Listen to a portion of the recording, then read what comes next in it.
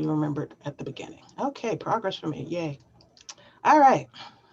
Back to what I was saying. Okay, so the poet, Prince William's Poet Laureate Circle. A little bit of background. We were the first county to have a poet laureate. Woohoo! Go PWC. Okay, I'm a little bit biased. Okay, let me get back. Okay, pull back. And we were fortunate to have two phenomenal poet laureates, Robert and Alexandra, and two beautiful souls, two awesome poets. Unfortunately, unfortunately, Alexandra died a few years back, but her words, the beauty of poetry is her words will live on forever. And we will have some of her poetry later, thanks to her family. So we're really happy about that. Next poet laureate, Kathy. Phenomenal poet, phenomenal spoken word poet, even better person. I got to know her a little bit in the poetry circle, and she's also a teacher. And if you know any teacher, you know that alone puts her up for sainthood. So hail to Kathy for putting, well, not putting up with, because they're little darlings, being a teacher in the environment that teachers have to teach in. Next, we had Natalie. Natalie was a firefighter who sent out letters to people to identify with poems that she had written. And she was our most recent poet laureate. Poet laureates have the position for 2 years. And next, you got stuck with me. Woo-hoo!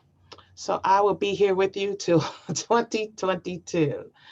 And I'm the first African American poet laureate, and we'll go over that later because I want to talk about that a little bit. Now, I need to talk about this young lady here a minute here, Miss Alice. Now, I don't know all the beginnings of poetry in this area and all that, but I can tell you, if you're looking for an advocate for poets, if you're looking for an advocate for poetry, someone who tries to get the arts out there for people to know that it's here, for people to appreciate it, for people to speak on it, for people to be their authentic self, for people to speak up for poetry, this is your advocate right here. She has done a lot for poetry. She's done a lot for Prince William County. She is a tireless worker, another teacher. So therefore, you know, whoo, hails to teachers. And I can't say enough good things about Alice. As poetic as I am, there's no poetic word that I can use to describe Alice other than to tell her thank you. That's all I can say. Even thank you is not enough. It's just not enough. But if you want to know one of the reasons why poetry is so beautifully spreading in Prince William County, you're looking at it. Alice.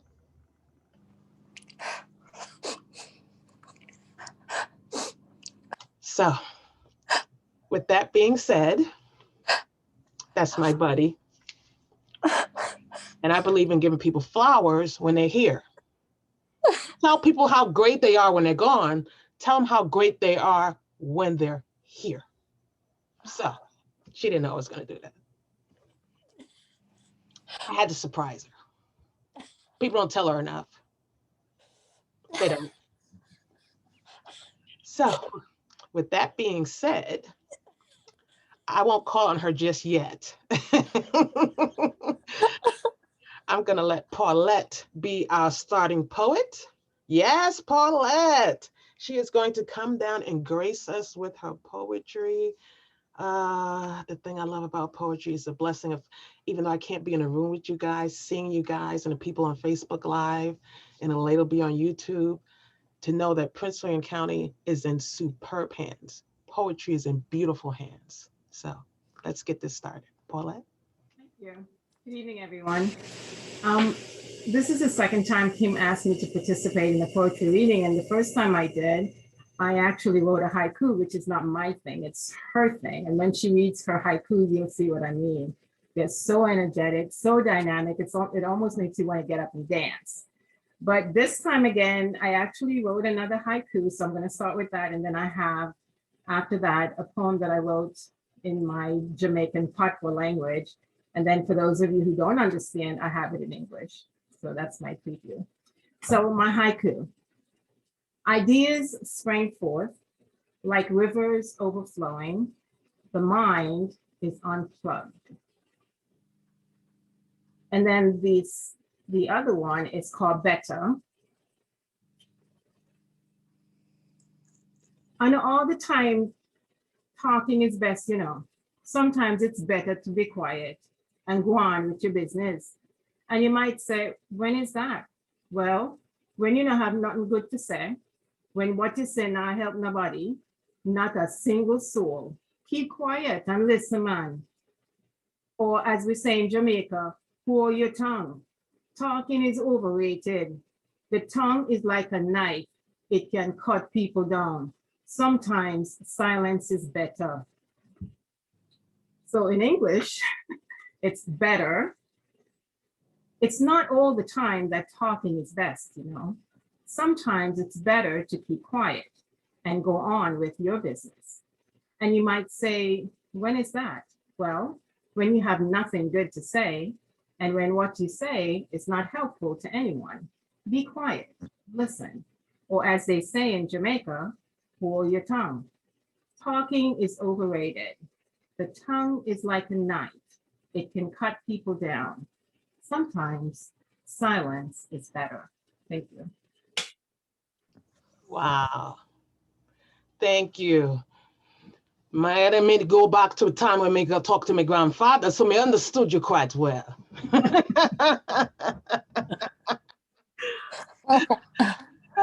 Yes, you get vexed, you better leave the room, yeah. You better leave the room quick, okay? So, yeah. That brought back memories, Thank you so much. I know you had no idea, but yes, that brought back some beautiful memories for me. Yes, my grandfather was from Barbados, and yes. Same thing. Yes. Oh, really? So you learn quick, yeah.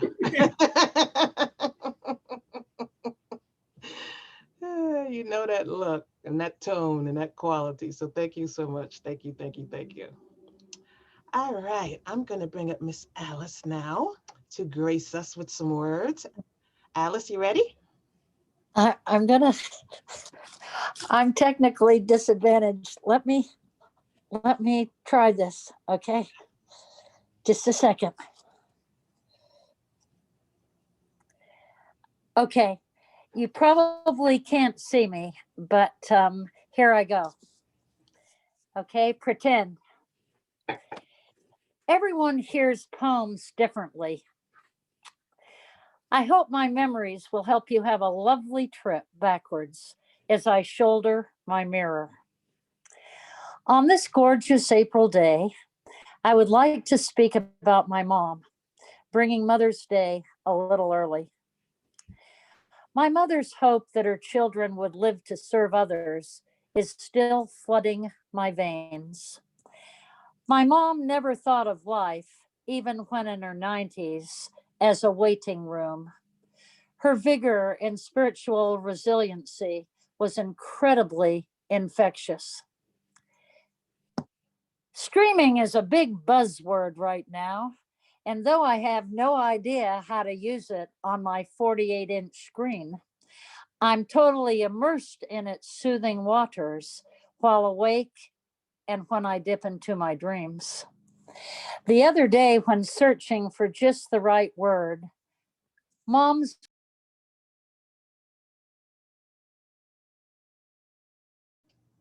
Oh, did we lose you?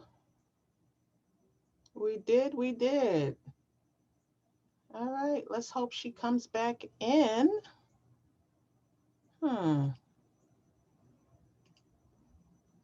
Let's hope she comes back in.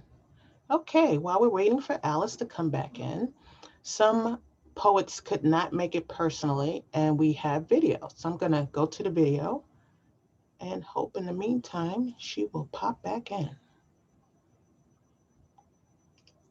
The first one. Okay, did I find it? Yes, we did. Okay, here's our first video. Hi, my name is Neil Haley. I'm going to be reading my sister Zan Haley's poem called The Waiting Prey. Can everybody hear it? Okay, I'm gonna back it up. Hi, my name is Neil Haley. I'm going to be reading my sister Zan Haley's poem called The Waiting Prey. Black Dodge Ram, spotted through evergreens. A simple target against thick white flakes painted upon rough Occoquan forest asphalt. Ding, ball of ice, thrown, pitcher style, by 10-year-old Wagner. Ricocheted off the fender, disappearing back into piles of barricading winter abyss. Damn, brisk 180, adrenaline boosted, sending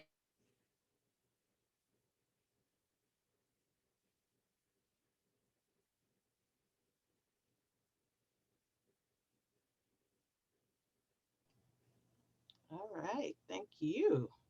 Beautiful poem. All right, no Alice yet. All right, we will move on to someone in the room before I go on to another video. And I would like to welcome another Poet Circle member, Benny, to the mic. So Benny, are you ready? You just have to unmute. Still muted. I knew I had There you go. I had multiple screens up, so I was trying to figure it out. Can you hear me? Okay, perfect. All right, let's see what we got here. What we got here. I was trying to decide where I wanted to go with this. Let's just go from the heart, I guess, as we all do.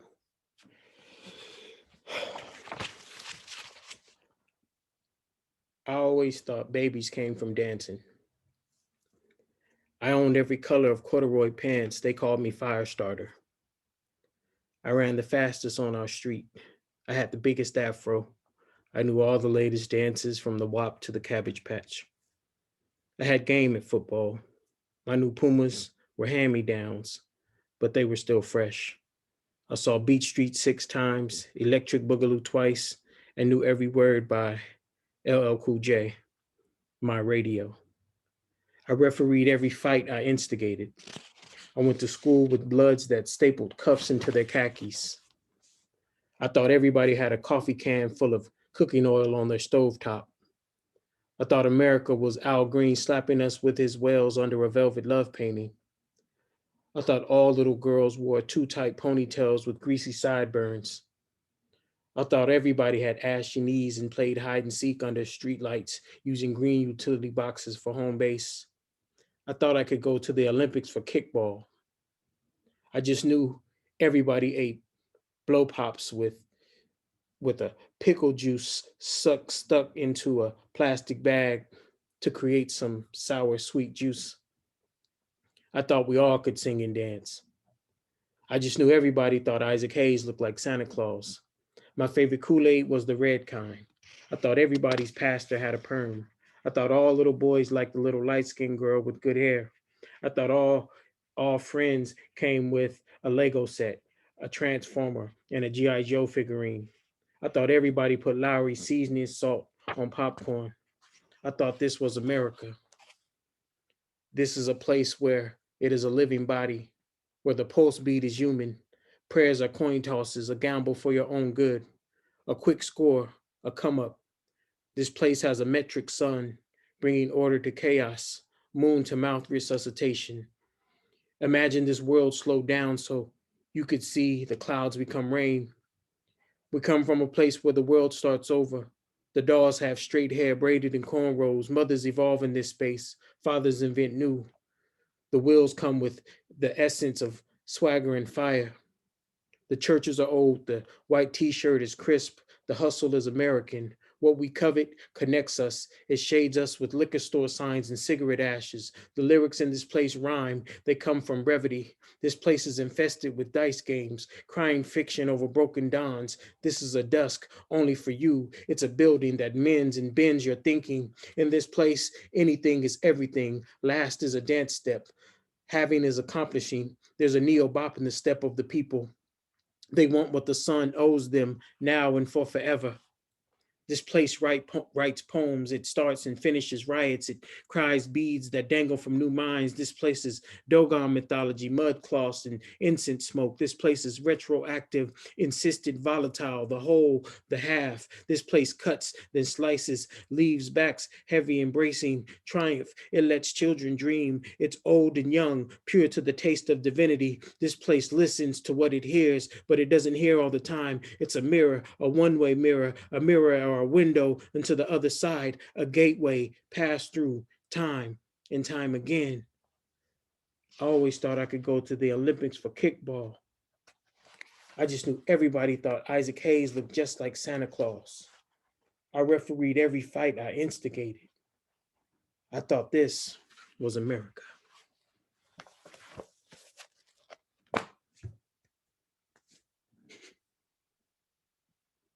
Wow. I mean, I don't even know what else to say. It was so good. It took me down some memories, kickball in the street, the can of grease, pastor with a perm. What else? A gateway through time, and kickball as an Olympic sport. It was so beautifully written that the imagery took me back to some times in my life, back in New York, where I originally grew up, to times that were so simple that I didn't realize how beautiful they were. So thank you for that. Thank you for that. Appreciate you. All right. Whew. Brought back some. Alice is back. Let's see if we can get her on the screen.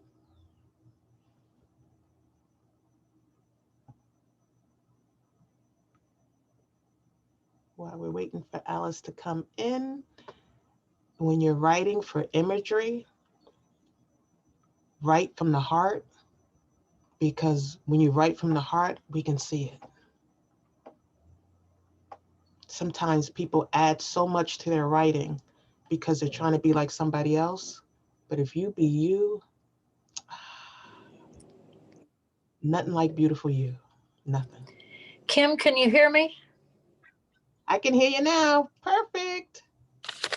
I don't know. My phone, I don't understand technology, but I understand it's holding up a wonderful performance. So I hope you went ahead. Yes, we went ahead, but we're ready for you. Okay, can you tell me where I lost you? It was rather toward the beginning, so you might as well start on over. Okay, here, I'm going to try. Okay.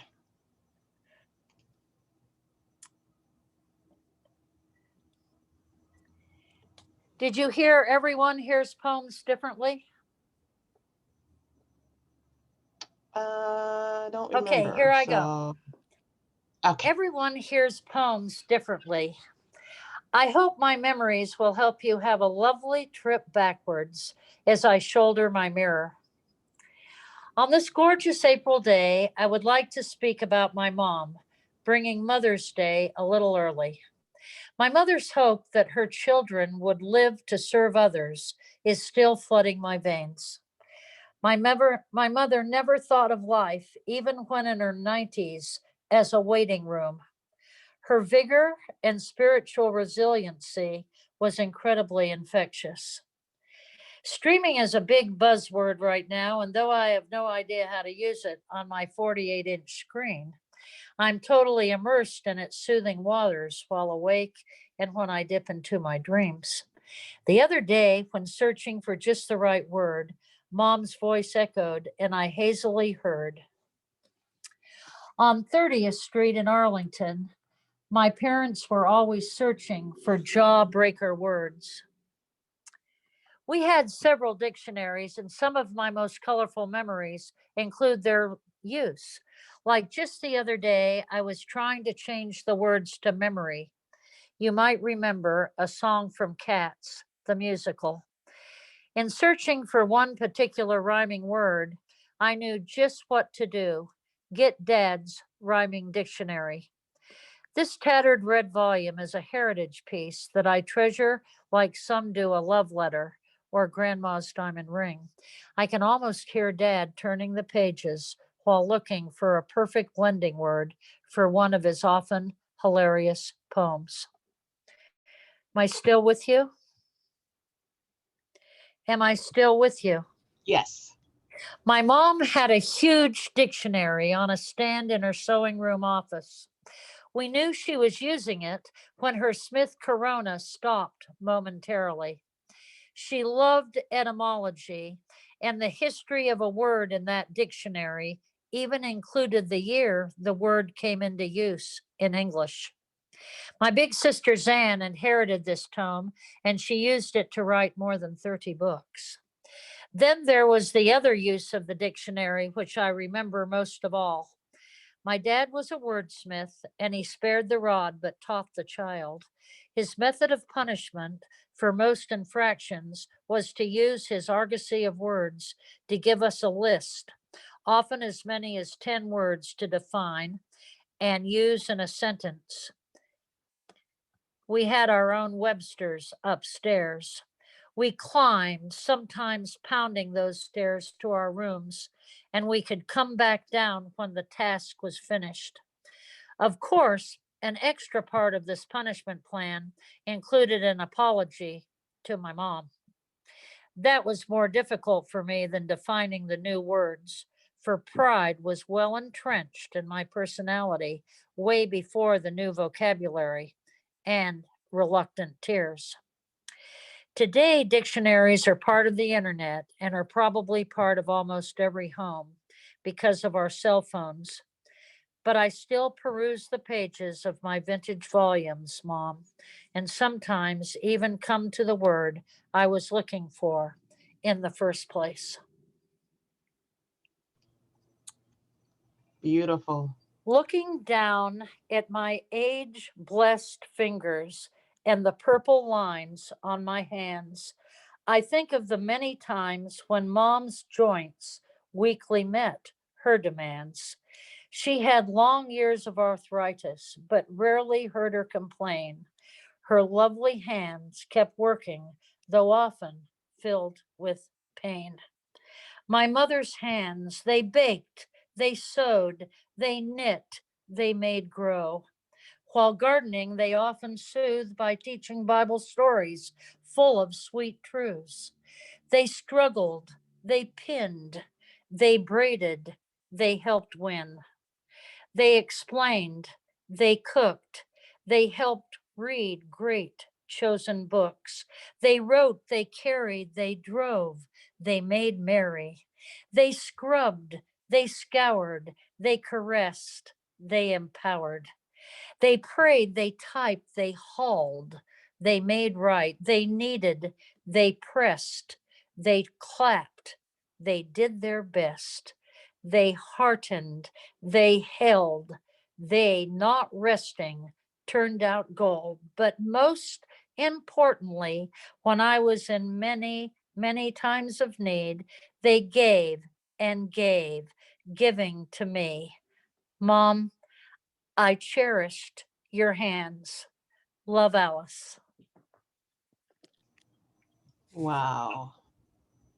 Beautiful.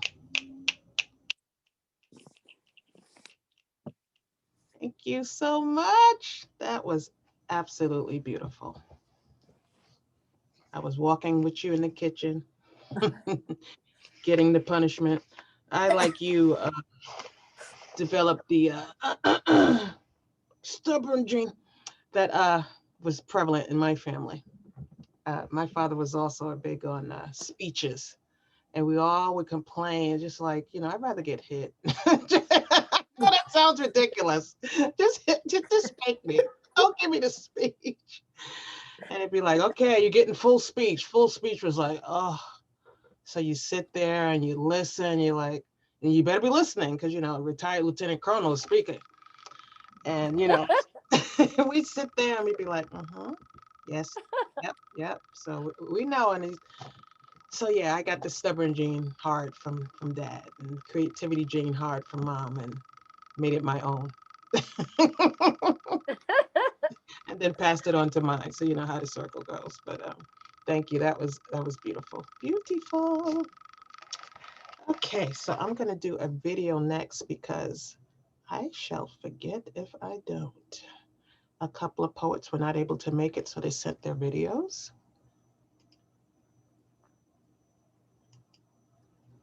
And here is John. Hi, John Dutton here. I want to thank Kim Miller for having me today, along with the other Poetry Circle members. It's going to be a great day for poetry, and I'm hoping you're enjoying the National Month of Poetry here in April. I have two poems for you. The first is something that I truly enjoy visiting. I love visiting the beach, so I wrote a harmless obsession. A harmless obsession? Harmless? Have you gone to the beach? The waves are far from harmless, crashing against the shore like a hydraulic symphony. They offer soothing crescendos followed by deafening silence. Seagulls bob alongside the surfers as lifeguards train in the same. The sea is far from harmless, for stress flees from it. People drive 8 hours just to sit one. The beach is an obsession. She beckons for me to join her, and I must not disappoint. The next is called The Last Time. The last time I wrote anything other than poetry was before the quarantine. The commission locked down the pencils and notebooks. They claimed words were the cause of the disease. I scratched couplets throughout the town, under bridges and in dark alleys during the dead of night, warning all of the coming revolt. The poets will lead a revolt, a rebellion to conquer the commission and the power with the power of our pens. That's what I have. Thanks all. Have a great day. Thank you, John. Thank you, John. Let's see. Two more great poets sent in their video.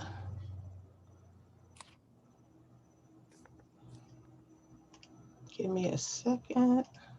Let's hope I didn't close it. No, donut.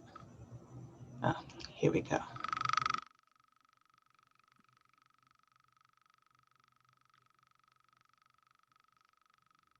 All right. Turn it up a little bit.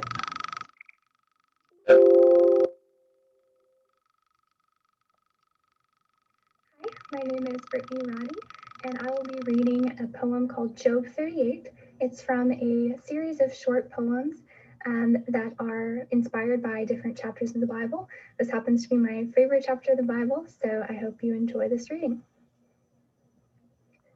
I catch the sunrise and the sunset between my palms in an inhale.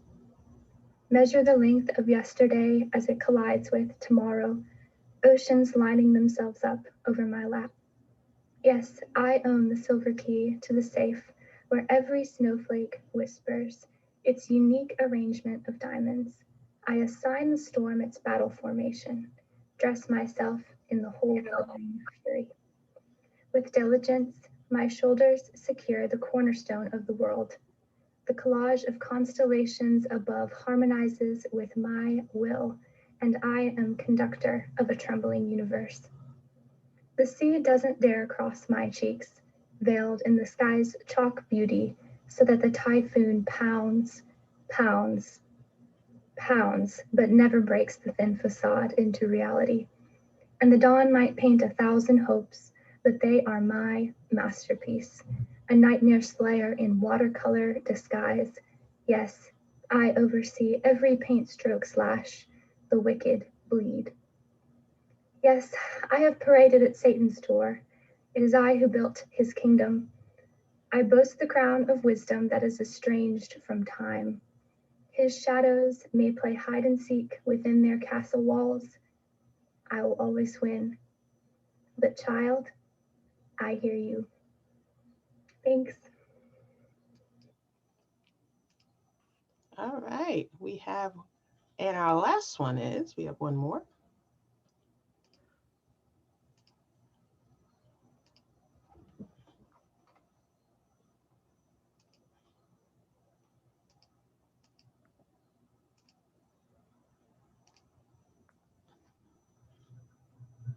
Good morning. My name is Catherine Gothard, and I am a writer in Prince William County, Virginia. And today I want to just read a couple of pieces from my most recent book, DC Ekphrastic, Crisis of Faith. And these poems are based on the street photography of a local photographer, Ethan Merlin. And what struck me about his photography was the way that he captured light and people in his photos as he was just kind of walking the streets of DC and DC Metro. And I had never really thought about street photography before until I started looking at his, and I found myself writing backstories for the people that I was seeing. And the book is broken into a few different parts. It's broken into kind of the balance between science and religion, relationships gone wrong, and politics. So it's kind of a merge in that way. I hope you'll find the poetry accessible. And I'm going to read two political pieces that I did, and these are based on, again, Ethan's photography. This one's called Post-Election. The season of dirt digging has not ended. Daily rumor planting, granular gossip still slipping through the fingers of media gone mad. How they speak of what was said and done, each word handled with gloves, put into pots, placed in the light to grow with public opinion. What will sprout, I cannot tell you. No one can, not the anchorman, nor the audience, nor any poll that claims to know what group voted for whom. No, there is no measure of truth, nothing more than whim and wind, clouds defaming the sun, everyone wondering who really won. Thank you. And this next piece is called Newly Elected, and this is from the viewpoint of a congressman who is a junior and has recently come into Congress. Newly elected. DC is not known to be light. Some anvil, always ready to fall. On call in case of sneaky peace. We wouldn't want that now, would we? More than a moment of balance where power and powerlessness meet. Shake hands like old friends, make up and pretend the bad things never happened. See, this is what I breathe every day. Suits and briefcases and glasses, old cologne, and men in charge so white, you'd think it was a stereotype. And I here piecing it all together, doing the lifting, considering every option, wondering when I'll become one myself, fearing the 3 a.m. sweats over being anything but a freshman, someone with a say. What have I gotten myself into? I find myself incessantly thinking, what a world it would be without this heaviness always just above my head. The thick walls of justice turned prejudice and honor turned to shadow. What a world it would be if I could make a difference. See how I stand in the lone strain of sun. It's the only way to survive. Thank you. I hope you enjoyed that. And if you want more information, you can go to www.dccrisisoffaith.com. Thank you so much. All righty, those are all our video ones. So let me do some haikus for you guys before I bring in my next poet. So what is a haiku? So a haiku is a really short poem. It's only 3 lines, 5 syllables on the first line, 7 syllables on the second line, 5 syllables on the last line, 17 syllables, not words, unless they're 1 syllable. Not words, not words, not words. I can't tell you how many times I get tagged in these. Stop tagging me. Syllables, not words, to make a point.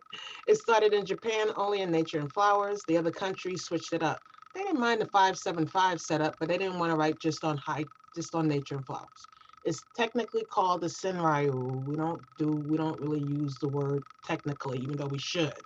Anyway, long story short, is a non-traditional haiku. Just because they're in your nest, that does not mean they want to see you fly. Haiku. You cannot divide yourself into fractions to make someone else whole. Not gonna work. Haiku. If lions run with lions and sheep run with sheep, who do you run with? Haiku. Men fight for what they want. If you have to chase him, then he don't want you. I don't make the rules, I just state them.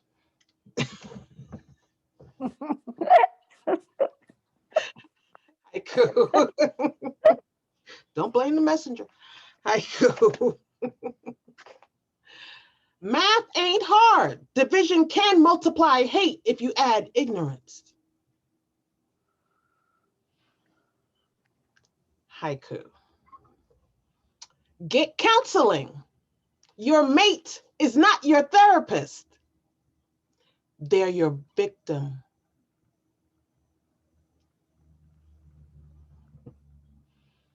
Haiku. Stop blaming men for having baggage when you have a storage unit. You know who you are, ladies. Come on now. I step on everybody's toes. Nobody's toes is safe, okay?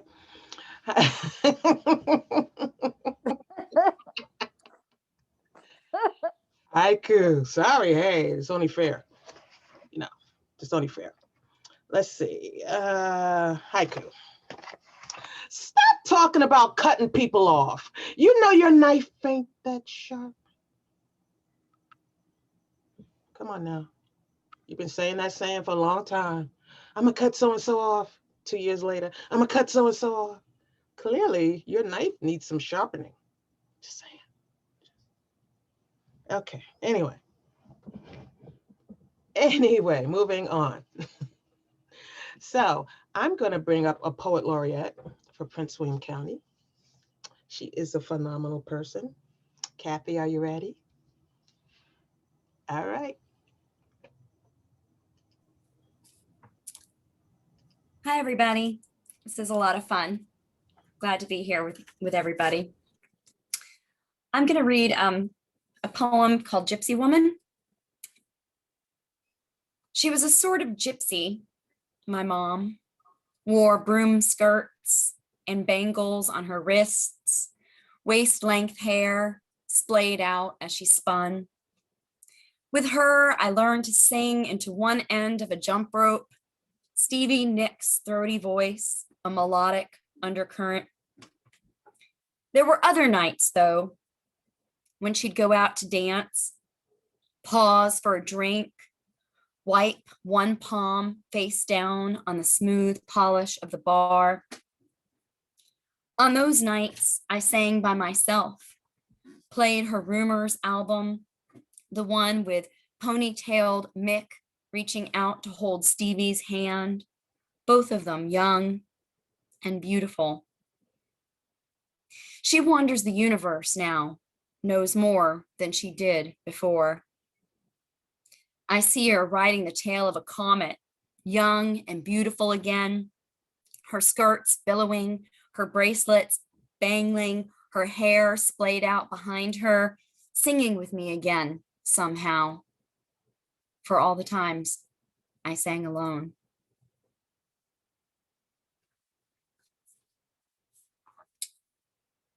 And this one's called Riptide. It is a pantoum.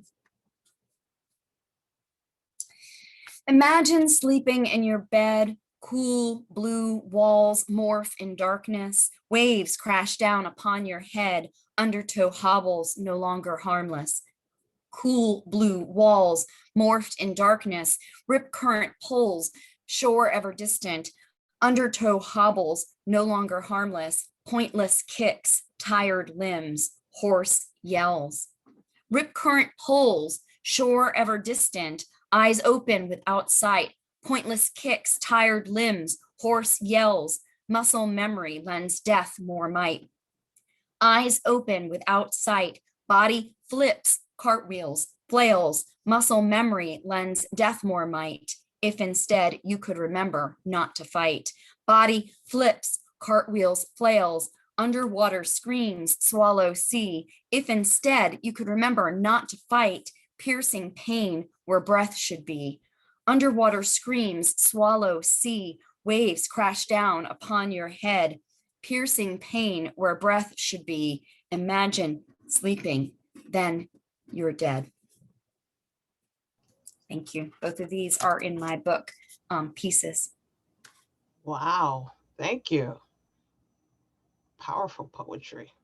Sleeping and then you're dead. That was wow. Thank you, thank you, thank you. Awesome. Tell you that the imagery today, y'all are just, it's like I'm on a journey when each one of you speaks, and that's a gift. For those of you who are listening and you're like, how do you get that gift? You listen to your pen, and then you try harder and you listen to your pen again, because we're different poets, and that's okay. The beauty is we're different poets. The beauty is. All right, thank you so much. Oh. Let's see. Kathy, are you ready? Another phenomenal person, big in the poetry world. I'm gonna let her introduce herself because I'd be here all day introducing this fantastic woman here. You mean me? Yes, you. I'm Kathy Haley, and I taught in Prince William County schools for 40 years. And I can't tell you how excited I am to see Phoebe and Zoe here, who were my students, and also to see Brittany Roddy on the recording, as well as my son Neil, who I also taught in creative writing. Am I missing anybody that I taught here? I think not, but a couple of others thought about joining us. I also taught Alexandra, known in the poetry community as Zan, and in the skateboard community. So I'm going to start with one of her poems, which I need glasses for. It's published in the Northern Virginia Review. And this is the poem that was also published initially when she was crowned Poet Laureate in newspapers and magazines. So I thought it would be a good one to read because it's one that might be familiar to some of you. She lived in Richmond while she was attending VCU, and she lived in a yellow house across the river. The title is Around the Yellow House. The train passes, a heavy heart beating down the tracks. A U-turning rickety pickup, matte black finish, brings dogs to a bark across the block. Afternoon planes fly, streaking contrails that connect cumulonimbus clouds. And a letter from an uncensored inmate was left in my mailbox while I was out, walking a fuchsia-petaled path where wild dogwoods fade pink with the gold of the magnolias, leaving a perfume alley trail. A squirrel bats its tail like a duster on a bookshelf. Take in the day. Open it slow. Pocket knife blade soundly tearing a slit. Dear wonderful. And then I had sent a recording of Both of the poems I'm going to read that I've written are older poems. I had sent a recording of Passage Through the Sphinx. So I'll start with that. Let me do a tiny bit of arranging here.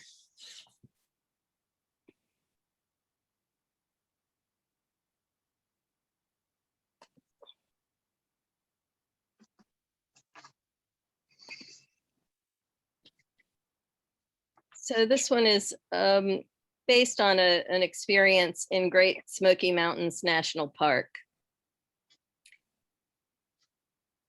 And it does focus on Zan as well. Passage Through the Sphinx. As I watch you prepare to leap from 25 feet of Smoky Mountain rock, I understand your hesitation, your search for courage to force the next step. The cascading water beckons you as it did me a decade prior, through the cavernous underground passage it created below the surface in the rock. Relief comes to me as you step back, relax your muscles, shaking out your arms, and Dad takes your hand. Together you step closer to the edge. Go alone or don't go, I think. Someone will get hurt. Dad steps back, takes the glasses from your head, the sandals from your feet, and you approach again, your toes inching for the edge of golden rock, thirsty for the chill of the mountain sinkhole. I feel you take a breath and urge yourself to go, but you remain, toes clenched, hands fisted, still daunted, while the others appear behind you to await their turn. I lose hope and claim relief too soon, thinking you'll retreat, but instead they spur you on. Your backstage moments come to an end. You hold your nose to make your entrance and jump, propelling yourself into the icy pool with little splash and much applause. The others, definitely older, perhaps wiser, follow suit, while you climb the colossal cliff to jump again. Thank you. And then the second poem I'm going to read is titled Poets Laureate. And I wrote this looking back at the crowning of Alexandra Zandelaine Haley and Robert Scott in June of 2014. She was crowned in Cretan laurel, happiness emanating from every pore, lips radiating red lipstick pride, passion from her own poetic words. A simple floral wreath, half a pair of Stephana, as if reserved for the bridal dance of Isaiah. But these two dance with words, accompanied by a jazz combo, challenging them to synchronize poetic voices with a jazzman's syncopated piano rhythms.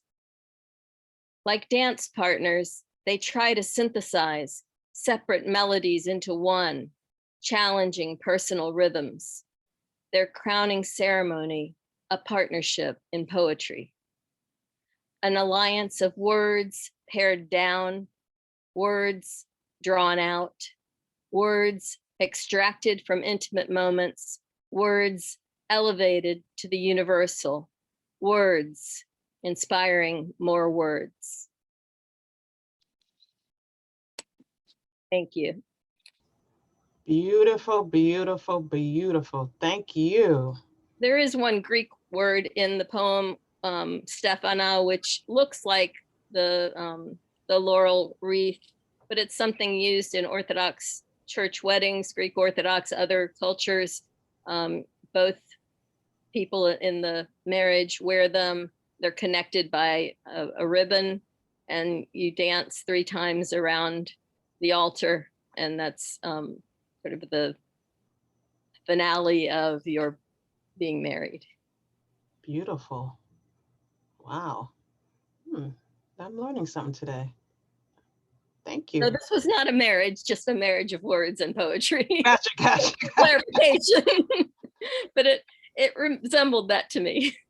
Gotcha. Gotcha. Thank you so much. Thank you. Thank you. Wow. Now me, that sounds like a beautiful tradition. I could just see me ripping my hair out, trying to, keep up with the other person. I make the beautiful things unbeautiful because, tripping, dragging him down. That would be me, you know. But anyway, Phoebe, you ready? Yes, thank you.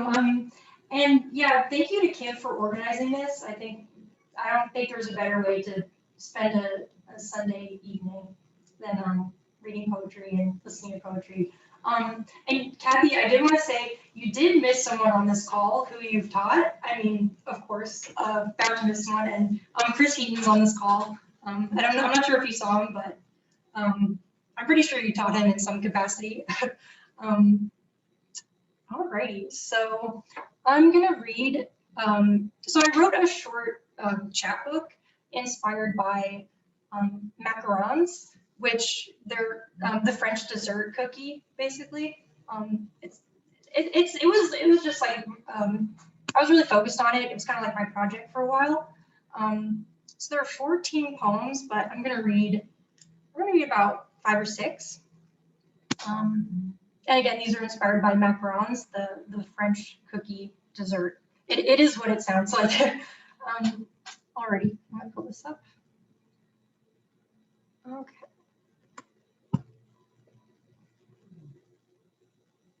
All right. Prologue. At bare gesture of the lips, pastel arcs collapse. Here, the tongue alights from the infancy of a bite moistened. The stickum center mingles to an eased pitch of variance. Tacky melt and seared florals meet butter. These curios, sullied by gladness, a severe past of surfaces. All right, and then tonka. So tonka is sort of like vanilla. It tastes like vanilla, but it's a little different. Tonka. The vertiginous glint of a fiddle, or the moon in a wheel. Sapling pickled in amaretto. Nubile tangled ills of cherry wood. This one a rondo. Meringue pressed through a phalanx of bicycle spokes, the clay snuffed into factory dozens. Flakes of alloy, auric ambroid crumbles. The sound is waning. And then orange blossom. Beside a cathedra kneels the soporific lance of a sundial, spurred by gardenias. Freshness of a racing green aspect. In honeyed peplum silk, a gowned consort solicits a glass sage as rainfall frets the ceilings. Right, and then chocolate. Chocolate was very difficult to write for some reason. I don't know, I really struggled writing this one. And the flavor. All right, chocolate. Wee breath of mahogany and licorice, of suckle tooth and faceted verve, a mirror of nightscapes, of maimed voids. And then vanilla. Home of rare stars in amber, lilted supple eyelids sunken, pleasures of intuitive confluence. A bell sweeps her home and for La Dolce, a wedding underlit by soft, warm rain. Right. And then I'll do 2 more. Strawberry candy. Her circular corner, little bow of a strawberry candy. Her circular corner, little bow of shoulder, eclipsed in the arms of a spruce. This maw of pulp, a cave of seeds and neon sugar. Little bow hides in a chute. All right. And then this last one, lemon. A slime fleet of flagrant nematodes nimbly buckle and tear across the palette of bird's view. A rooster throats from bird belly, bursts, all breath clung to rutilant moisture. A treat drops from hell, beak bites a spritz of burly thirds and snip synapses. Joy flattened on the ocular gloss of the dark seed of his avian iris. Thank you. Thank you. Appreciate it. That was delicious. Now, of course, you know, my mind is straight to food now. Straight to food. Each time you think of a flavor, I was thinking of a snack. I was like, I could. Thank you so much. That was great. Awesome. Joanne, are you ready? Joanne.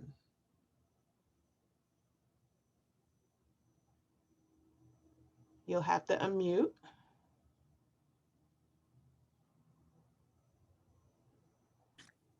Got it. Okay, perfect. Okay, so I have two poems. The first is My Friends Remind Me. My friends remind me to be a catalyst of change. When I look into their eyes, I see a simple beauty. You are who you are, sitting here before me. My friends, no matter where I am, remind me to look beyond the superficial color of pigment, to see the steadfastness in their souls. They are who they are, just as I am who I am. My friends remind me we exist in a country filled with an amalgam of minorities. Name one of us a single ethnicity. I am a fusion of three. My friends remind me any country torn in half, shrouded by inequalities, by making an enemy of another, loses its innate humanness to bask in despairing evils. My friends remind me, no matter our ideologies, racial identities, hostilities, or unfathomable differences, America is an evolving family of free citizenry. Okay, the next is, since this year has started, this is just a prelude, we've had over 100 mass shootings. The poem is called Rat-a-tat. Rat-a-tat, my mind is jumping, bumping from A to Z in high velocity, like his rifle discharging, rat-a-tat, rat-a-tat, as people run like gazelles from the carnage of silver bullets searing through the air, colors of Crayola crayon people falling dead, being zapped from A to Z, rat-a-tat, rat-a-tat, rat-a-tat, like an X-Acto knife carving deadly entry wounds, targeted, gauged, like in an arcade game, played strictly for the win, sprinting to flee the randomness of who will die and who may live from the blistering rat-a-tat of the lone predator. Some too late to escape the pings, bleeding bright red Crayola, regardless of skin color. Rat-a-tat, who gives a crap? Nothing ever changes. It's our right to bear arms, for God's sake. The transparency of hate punctuates this venue. Like a blurry watercolor, the Crayola mix of dead bodies with ID tags labeled A to Z, awaiting proof of identity. We live in a dangerous country because of the Second Amendment. It is our own peculiar and singular American identity. We refuse to legislate. Mass shootings are humdrum, shocking in real time on CNN, then forgotten like fake news. Thank you.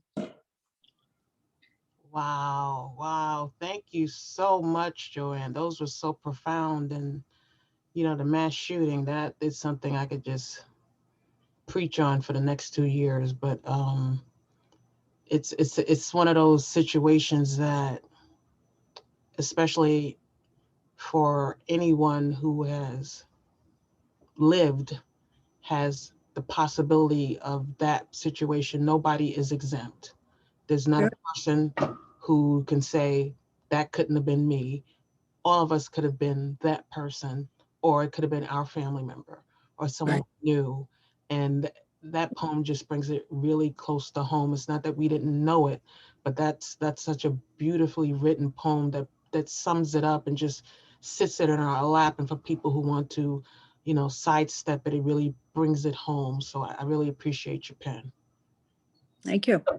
Thank you. Thank you.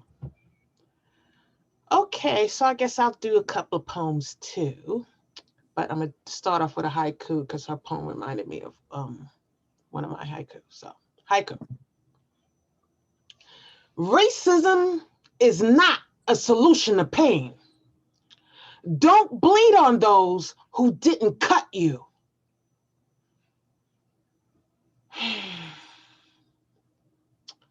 All right, now I'm arguing with myself which poem to do first. Poet troubles. We always try to figure out which poem to read. This one is called Gone. Yeah, it's called Gone. Okay. Can you just stop for a minute? Why aren't I good enough for you? I did everything you asked. I changed to suit you. I lost friends and weight. My hair dyed and my dignity. I talked low, so not to overshadow you. All I need is a smile from your face, and the once still world starts to revolve again. Your love covers me so completely, I don't even know who's present when you are with me. I gasp for air when you're not facing me. I need you. I became the circumference of your desires. So how can you walk away so painlessly? Please tell me. Well, I never wanted you to change. I just wanted you. You turned into a desire created in your heart, not mine. All I wanted was you, and all you wanted was you. There was no room in your heart for me. You already lived there. You don't want me. You want the love you created in your head, a dialogue known only to you. I'm just a drawing you etched to appease your ego. I'm an accessory you put on and take off. Actually, rip off. I really didn't even think you would notice I was gone. I'm a prop in your life's play. What performance am I missing? It doesn't matter. I won't be here for the next curtain call. I was never really here. You don't know anything about me. Tell me something. What is my sacred pace? What is my passion, my experience, my inner fears? Silence. Just as I thought. You don't even realize I'm not here. I left a week ago. Your emotions are so contaminated, you have envisioned me still here. I'm not here. This is your blurred reality. You have to stop saying stay. I'm already gone.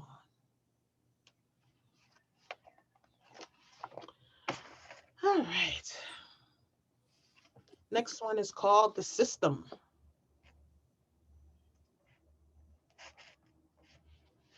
I am not broken. I am drained. The ocean is washing pain into my fragile soul. I'm bleeding from separation, from family, from people whose blood runs through my pain. As I play life, I wonder which family domino will fall next, knocking down another as it tipped into obscurity. Swimming with one stroke, holding on by a thread, I look for answers to why. Why aren't you here? Why aren't I enough? Why am I stuck in a system that causes more problem than it solves? Why is innocent placed in home while the guilty go free? Issues float to the surface. This water is muddied with pain. Separation is not drowning. Floats until your consciousness appears before you. We're all in the water, clinging to our own baggage, dripping biases. Open your ears to another perspective. Compassion is your life jacket, empathy, your air. Why keep adding tears to an ocean of agony? Blame infused in opinions, fear hidden in truth.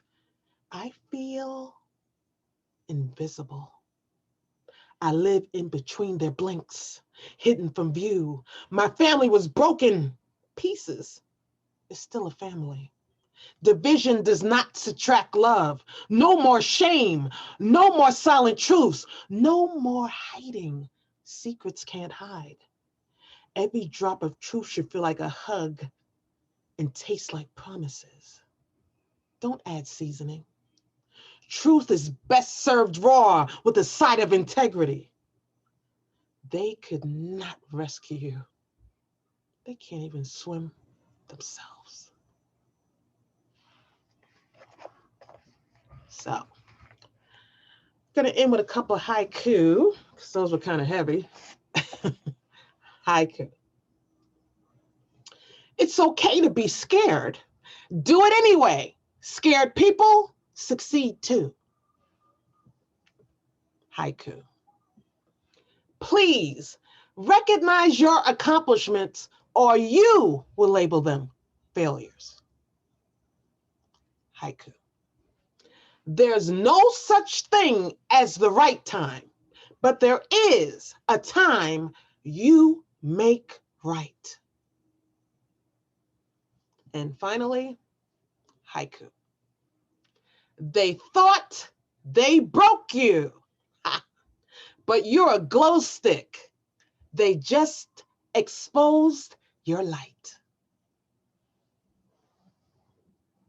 So, thank you so much. Thank you all for coming. Thank you to the poets. Thank you for the love. Thank you for the Poet Circle. And if you're a poet and you're listening, let your pen write.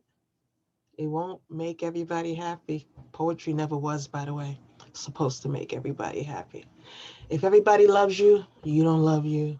It's all right to be you. Can't fit into everybody's mold. You weren't made to, and that's okay. So let poetry ring, let your pen fly, and let your words deliver the message they were meant to. And Kim, Yes. Kim, come on. Everybody snap in unison, okay? And say, Kim, to put this together, to feature the poets in the Poetry Circle, and to be with you on a Sunday afternoon is almost religious. And I'm going to tell everybody what I wrote to you the other day. Kim does so much to help us all be poets and to help others who we don't even know she reaches unless you read her schedule, which I do, and I'm always out of breath. So I wrote to her after her litany of wonderful challenges she met this past week to teach poetry, to spread poetry. And I said to her, Kim, you wear your laurels like a halo. Thank you, Kim, for organizing us, blessing us, and being with us with your wonder. Thank you. Thank y'all. Appreciate it. And So they used to say, let freedom ring, let poetry ring. Respect the poets. Respect the pen. Thank you. Bye. Thank you all so much. See you next month.